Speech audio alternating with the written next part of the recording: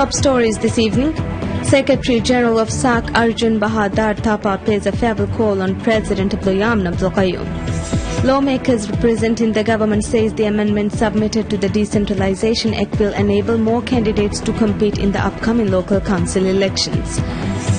And an earthquake of magnitude 5.6 hits the northern Indian state of Uttarakhand.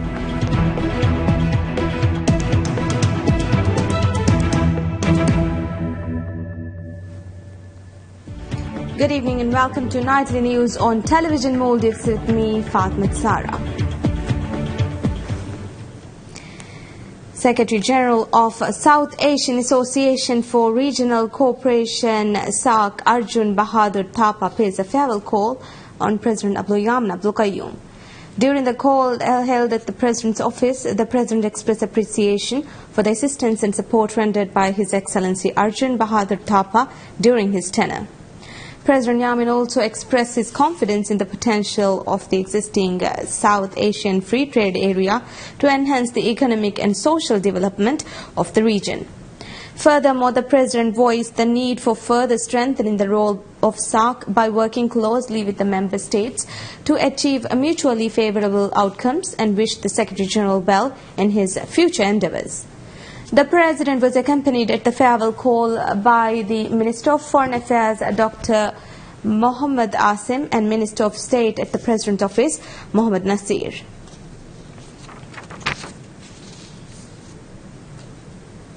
Secretary General of South Asian Association for Regional Cooperation, SAC, Arjun Bahadur Thapa pays a farewell call on Minister of Foreign Affairs, Dr. Mohammad Asim. During the meeting held at the Ministry of Foreign Affairs today, Minister Asim expressed his appreciation for the Secretary General's work and wished him well in his future endeavours. Minister Asim reiterated the importance the Maldives attaches to SAC and assured that the Maldives will support any pathway which ensures that the SAC process moves forward efficiently in an effective manner. The Minister also acknowledged the progress SAC made over the last few years and assured the commitment of the Government of Maldives to strengthening SAC. The Secretary General of SAC also paid a farewell call on Foreign Secretary Dr. Ali Nasir Mohammed. During the meeting, the Foreign Secretary thanked the Secretary General for the leadership and guidance during his tenure as the Secretary General of SAC. The Foreign Secretary acknowledged there has been forward momentum built in SAC and expressed the desire for it to be maintained. The Secretary General is scheduled to complete his tenure at the end of February 2017, and the Foreign Secretary wished the Secretary General well in his future endeavours. A lunch was hosted by the Foreign Secretary this afternoon in honour of the Secretary General. President Yemen Abdul Qayyum meets with the lead counsels Michael Blocher, QC, and Kenneth Pereira of the legal team who represented the Government of Maldives and Maldives Airports Company Limited (MACL) in the arbitration case against a GMR-MAHB consortium. At the meeting held at the President's office this morning, President Yemen expressed his appreciation to the two experts on behalf of the government for their efforts in the arbitration process. The President was accompanied at the meeting by Attorney General Mohammed Anil, State Minister at President's Office Mohammad Nasir, Deputy Attorney General Ahmad Usham, Managing Director of MACL Adil Musa, and Board Member of MACL Ibrahim Mahfouz.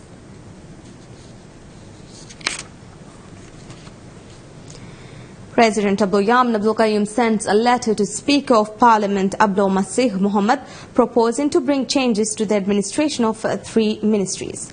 In his letter, the President also requested Parliament to review the changes brought to functioning of diplomatic missions under the Ministry of Foreign Affairs following the country's decision to leave the Commonwealth. Following the country's departure from the Commonwealth, the names of 7 diplomatic missions were changed effective from 13th of October 2016.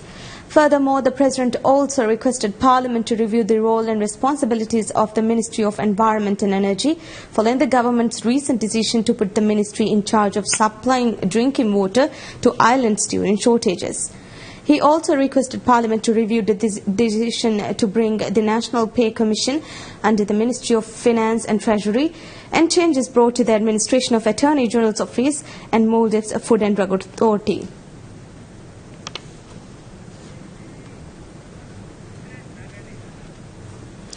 Lawmakers representing the government say the amendment proposed to the Decentralization Act will enable more candidates to compete in the upcoming local council elections. The amendment bill was submitted by MP for Holidu constituency, Ali Mohammed. Opposition MPs were critical of the amendment. During the debate, MP for Maradu constituency, Ibrahim Sharif said he supports that the amendment was as it would enable more candidates to contest in the elections. MP for Alto Maradu constituency Razaina Adam said that the bill should be further reviewed by the committee and changes should be brought before it can be passed. During debate, Vilifish MP Riaz Rashid said changes can be brought to the amendment bill, adding that opposition members can also discuss their concerns regarding the bill.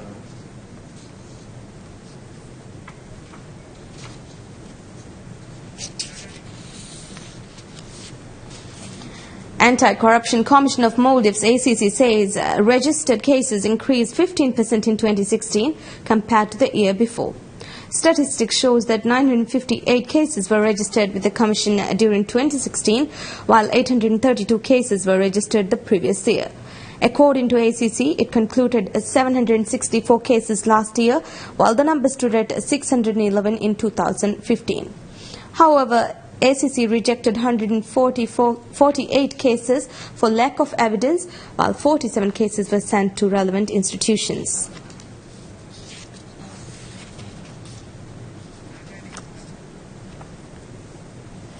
Organizers say Maldives Education and Career Expo will be held next month. The expo is organized by local event organizer Asari Services Private Limited and Lanka Exhibition and Conference Services Lex.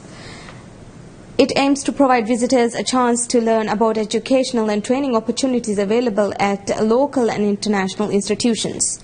According to organizer, the three-day fair to be held at Darubaruga Convention Centre will commence on the 30th of March. Institutions from India, Sri Lanka, Malaysia and UK will attend the fair.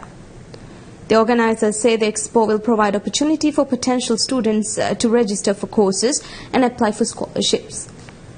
They also say the fair will provide career guidance, information about courses and trainings, and hold personality development workshops.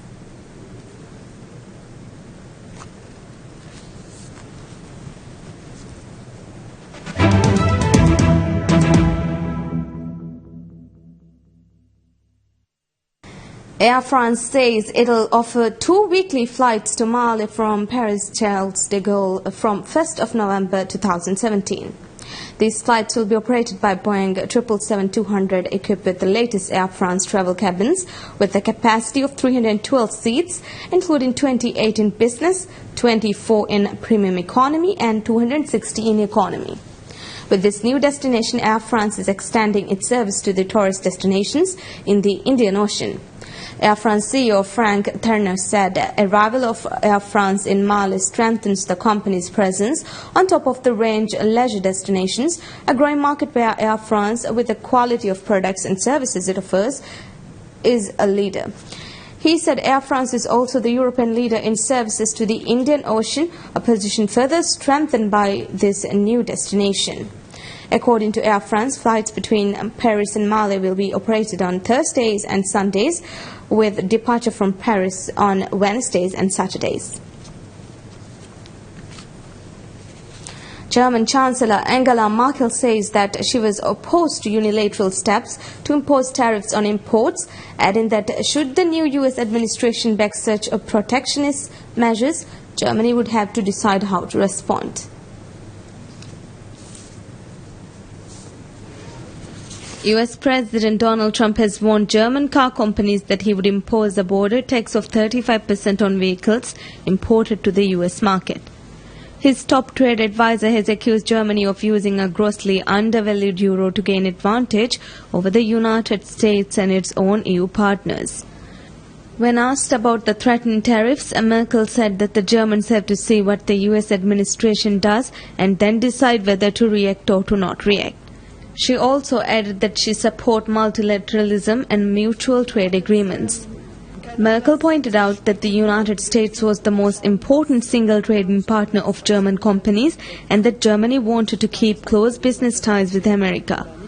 The Chancellor said that it is in the German interest to ideally strengthen the similarities that both sides share, from the cooperation of intelligence agencies to issues of defense. The centre-right leader added the German government knew that it had to increase its spending on defense, as demanded not only by Trump but also by his predecessor Barack Obama.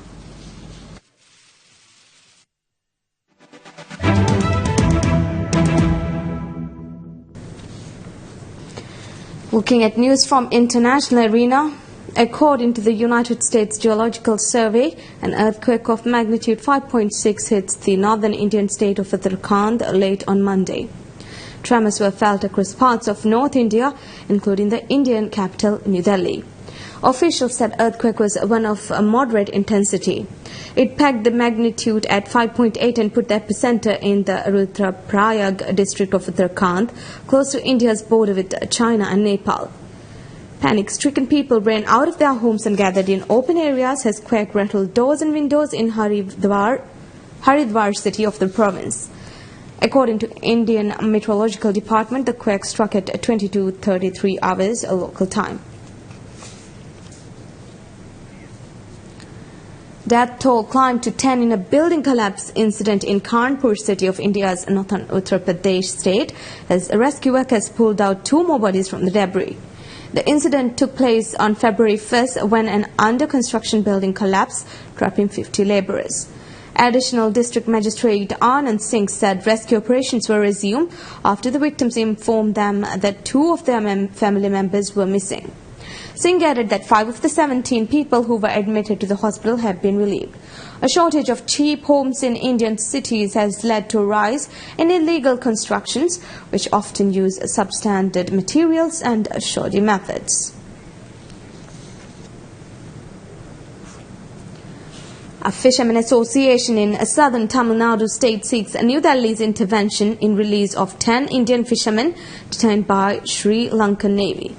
10 Indian fishermen from the southern state were detained by Sri Lankan Navy for illegally fishing in its territorial waters near Kachtiva Island. Rameshwaram Fishermen Association also said the federal government must also intervene to provide them a right to fish near the island. India shares on an expansive oceanic border with Sri Lanka without any perceptible demarcation, and fishermen on both sides ignore rules while netting their catch. Sri Lanka has long fumed over poaching and illegal fishing by Indian fishermen that it says depletes the catches of its own fishermen. The UN Convention on the Law of the Sea states that fishermen who cross territorial waters can be warned and fined but not arrested. US President Donald Trump reflects on the US relationship with Mexico and how he thinks the US could have prevented the rise of IS militants during a wide-ranging interview that aired on Fox News Channel.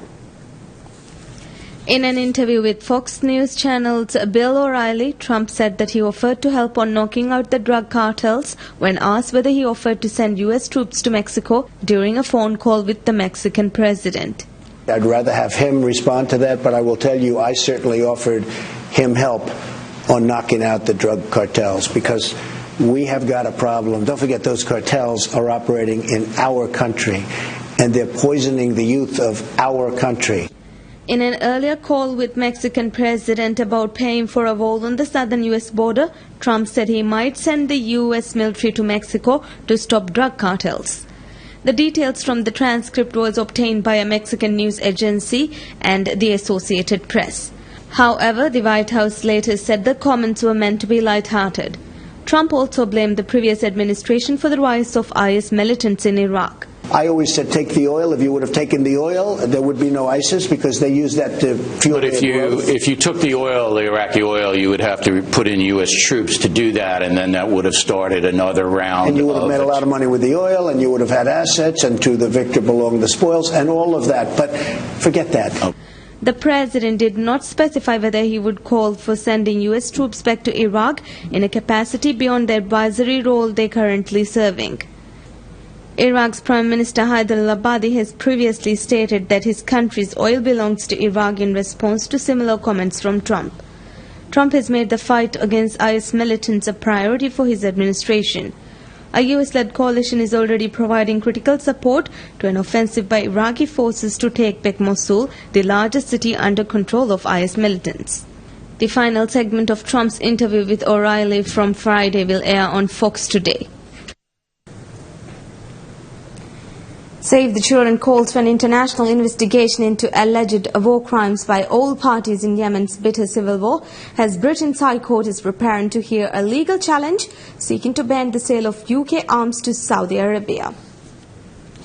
The charity says nearly 1,400 children have been killed and thousands injured in attacks on civilian homes, schools and hospitals since the conflict escalated in March 2015. In Britain, the landmark judicial review case at the High Court is scheduled to last 3 days. The legal challenge brought by UK-based Campaign Against Arms Trade organisation is trying to stop British arms sales to Saudi Arabia. Charities such as Amnesty International, Human Rights Watch and Oxfam are expected to make submissions in court. They will argue that the rules of customary international law require the UK to ensure that its arms transfers do not aid the commission of war crimes by Saudi Arabia. Save the Children's Director of Global Programs Fergus Drake said that there are breaches of international law all around on both sides and that Saudi-led coalition has also been killing children in Yemen. There are obviously breaches of international law all around on both sides, but what is absolutely for sure is that Saudi Arabia is a key ally of Britain's, and the Saudi-led coalition has been killing children in Yemen, and we really want that to stop, and we also want it to be investigated where British munitions could be contributing towards some of those deaths. Drake has just returned from Yemen and said conditions for ordinary people caught up in the war were terrible. The level of need is just off the scale. There are over 10 million children in need of life-saving assistance, and 500,000 children have severe acute malnutrition. So I went to a hospital that is in the northern capital of Sana'a. It's had its windows broken repeatedly because of bombs. The wards were full of skeletal children, but there was also children on those wards who were suffering from easily preventable causes like diarrhea and pneumonia. Charities are calling on Britain and the wider international community to put the defence of children before the commercial interests of arms exporters. Britain's High Court is expected to issue its ruling in a few weeks' time. Human rights watchdog Amnesty International says that the Syrian government has executed thousands of prisoners in mass hangings and carried out systematic torture at a military jail near Damascus. Amnesty International said the executions took place between 2011 to 2015 but were probably still being carried out and amounted to war crimes. Syria's government and President Bashar al-Assad have rejected similar reports in the past of torture and extrajudicial killings in a civil war that has claimed hundreds of thousands of lives. The Amnesty report said that between 5,000 to 13,000 people were executed at Sednaya in the 4 years after Syria's popular uprising descended into civil war. According to the report, the victims are civilians who are thought to oppose the government. The Deputy Director for Research at Amnesty International's regional office in Beirut, Lynn Malouf, said that the findings of the report were about a systematic campaign of mass hanging. Malouf said that Amnesty International was calling on the United Nations to launch an independent and transparent investigation into what is taking place in Sednaya. She further said that Amnesty International had no reason to believe that the hangings in Sednaya stopped in 2015. The report also said that the prisoners, who included former military personnel suspected of disloyalty and people involved in unrest, underwent sham trials before military courts and were sometimes forced to make confessions under torture.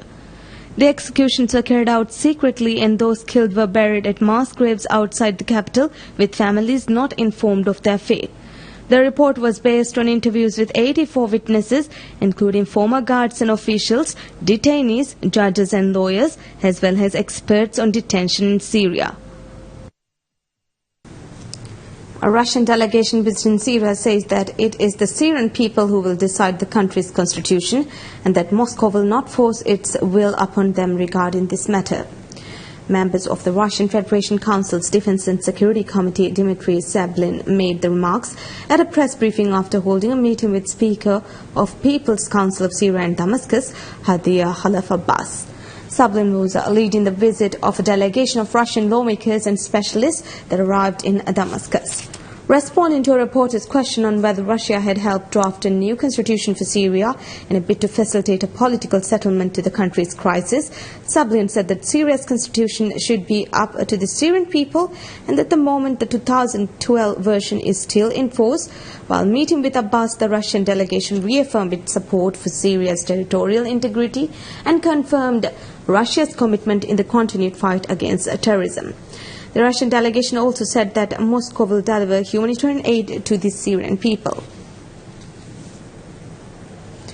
White House spokesman Sean Spicer defends the legality of U.S. President Donald Trump's temporary travel ban, the most controversial policy of his 2-week-old administration. Here's more on this. The administration faced a Monday afternoon deadline to justify in court the executive order that temporarily bars entry to the U.S. of people from 7 Muslim-majority countries and halting the U.S. refugee program. Sean Spicer told reporters that the president has huge discretion to protect the safety of American people and the nation's institutions.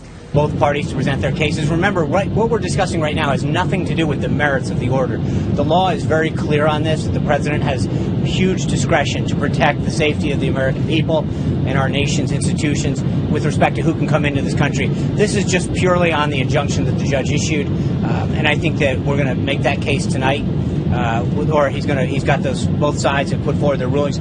A federal judge in Seattle suspended the order on Friday, opening a window for people from the 7 countries to enter. The government had until 1500 hours on Monday to submit additional legal briefs to the 9th U.S. Circuit Court of Appeals in San Francisco in support of Trump's order. The case may ultimately reach the U.S. Supreme Court.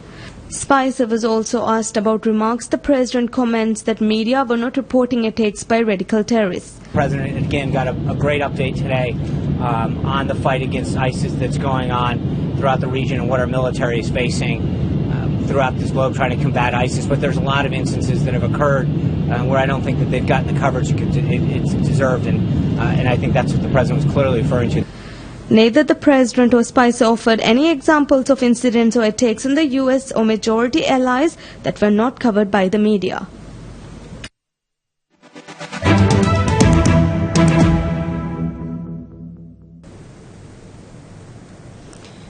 The International Association of Athletics Federation (IAAF) says that Russia will remain suspended from international athletics and is unlikely to be reinstated before November. Head of an IAAF task force, Arun Anderson, said that Russia had been presented with a list of demands before it could be allowed to compete again. He told reporters he did not expect Russia to be readmitted before November this year, meaning its athletes will not be able to compete in the World Championships in August. Anderson said that there was one milestone in May when they will start conducting testing, and if everything goes in accordance with the plan, there will be a full reinstatement by November 2017. The task force considers it will be able to recommend conditional reinstatement of RUSAF to IAAF membership if and when the following milestones are met. The outstanding verification criteria must have been satisfied and must continue to be satisfied moving forward. The testing of Russian athletes must take place without any further adverse incidents or difficulties. RUSAF must explain how, moving forward, it will be able to enforce all suspensions imposed on athletes and athlete support personnel under its jurisdiction in an effective and timely fashion. Russia's Athletics Federation, RUSAF, was banned in November 2015 after an independent world anti-doping agency probe exposed state-sponsored doping on a massive scale. The suspension was upheld last year, ruling almost all Russian track and field athletes out of the 2016 Olympics in Rio de Janeiro. Despite these difficulties, IAAF President Sebastian Coe remains positive about Russian involvement in athletics going forward. Qatar Airways flight begins the world's longest scheduled commercial flight by flying time when it takes off from Auckland. According to the airline's website, Qatar Airways Flight 921, which is said to be the longest scheduled commercial flight by flying time, took off from Auckland on its way to Doha.